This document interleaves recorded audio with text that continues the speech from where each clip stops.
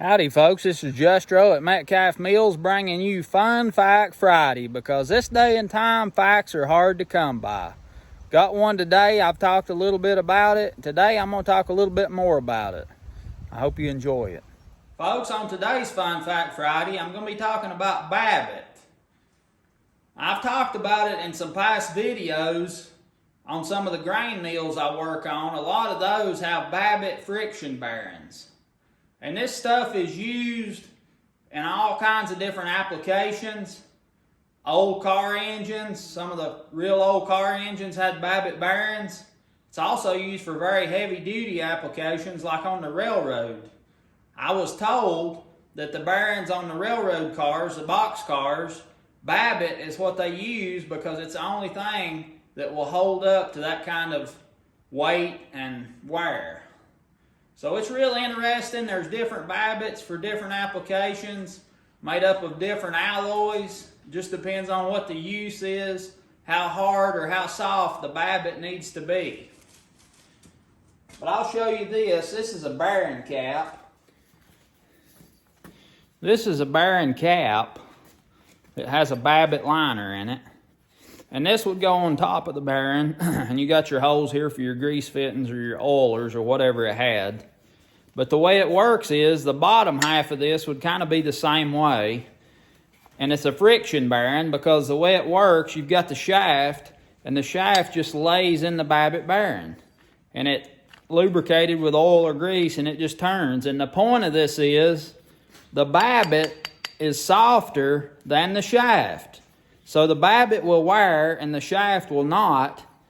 And as the Babbitt wears out, you can take out the spacers like you've seen me do on past videos to tighten the Babbitt up until you get down to the Babbitt's almost gone. Then it's time to re-pour the bearing.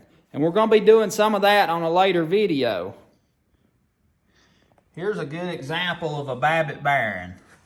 So you've got the cap. And those grooves are so that the oil can get out to properly lubricate the bearing. Okay, then you've got spacers. And that's what I was telling you. As the Babbitt wears, you can, like on these type spacers, I'll take down as I have in the past and take a small layer of this off to tighten the Babbitt bearing up. So that's how that works. And in the bottom half, you can see that line of Babbitt that surrounds the shaft.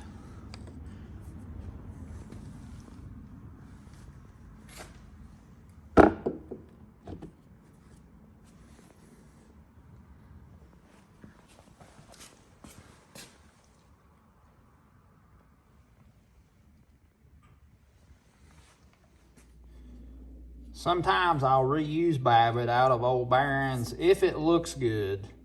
Some people disagree with that. They say you don't know what the makeup is of the Babbitt or anything, but this is not going in an engine. It's going on just a friction bearing on a shaft, so it's not a big deal, you know, to redo. And I usually use that on my own stuff. Just if I'm doing it for a customer or something, I make sure that I know the composition of the Babbitt and it's appropriate for the application I'm using it for.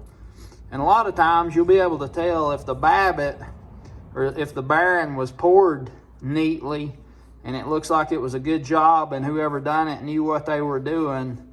I'm pretty confident that they chose the right Babbitt to use if they were that good at it. So that's another thing to go by, but most of the time if I do that, I use it on my own stuff.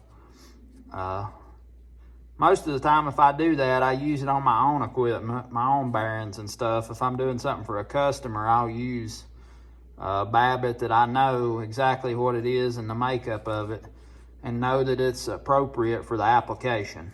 I wanted to show you on this bearing, you can see the end of this is the Babbitt does not go all the way out to the end. That's a very poor cast. If I'd have got that result when I was doing it, I would have re-poured it, melted the Babbitt out and re-poured it, but most likely they was slow pouring it, or the bearing cap was not heated up properly beforehand. There was something that made that Babbitt not flow and cool too fast. And the other end's pretty rough too, but you want to try to get a smooth end on there. Real nice and smooth to where it looks good.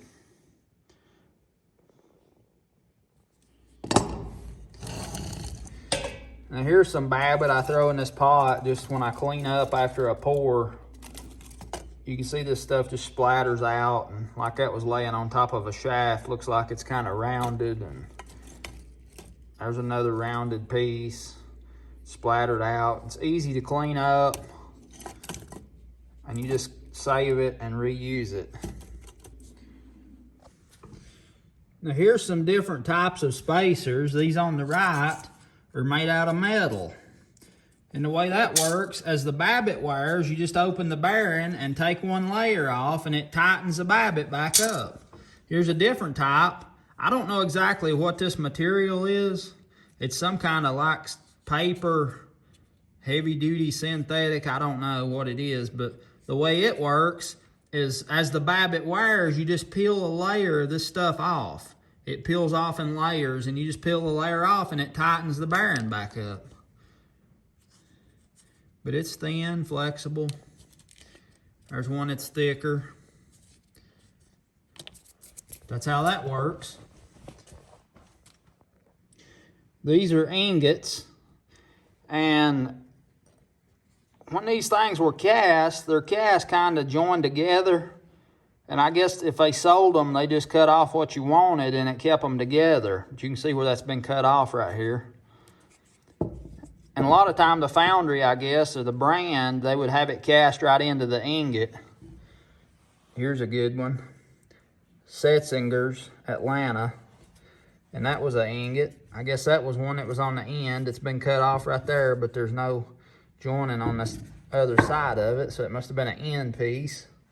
Now this one was given to me by a fellow that worked on old Fords, and this is the Ford Motor Division. And this is the Babbitt that Ford used in the real old car engines. And this one belongs to a friend of mine, a customer, and it's got a lot of information cast right in it. Syracuse Babbitt, used the world over, registered, Syracuse Smelting Works, Magnese Babbitt, Europe.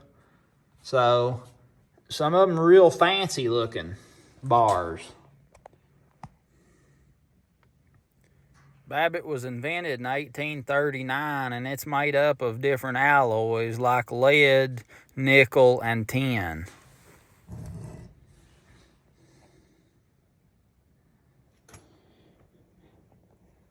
When I pour Babbitt, I usually heat it up in the forge, and I either use this little pot or this ladle that I can pour right into the bearing or whatever I'm pouring. This is some that was left over one of the last times I poured, and that was just in the bottom of the pot. It made a little ingot out of it. And then you can see right here some pieces. It just kind of puddles up. You know, it runs over when you pour a bearing, and it puddles up, and it hardens real fast, almost instantly, when it gets out in the air. And you can reuse all that. A good point is not to overheat it and get it too hot, because you can change the makeup of the Babbitt if you get it too hot. And then you can also shave it. Like that's probably from cutting out one of the grooves where one of the grooves for the oil to get out onto the shaft. You can cut it with a sharp knife or a chisel or whatever you need to. It's really nice to work with.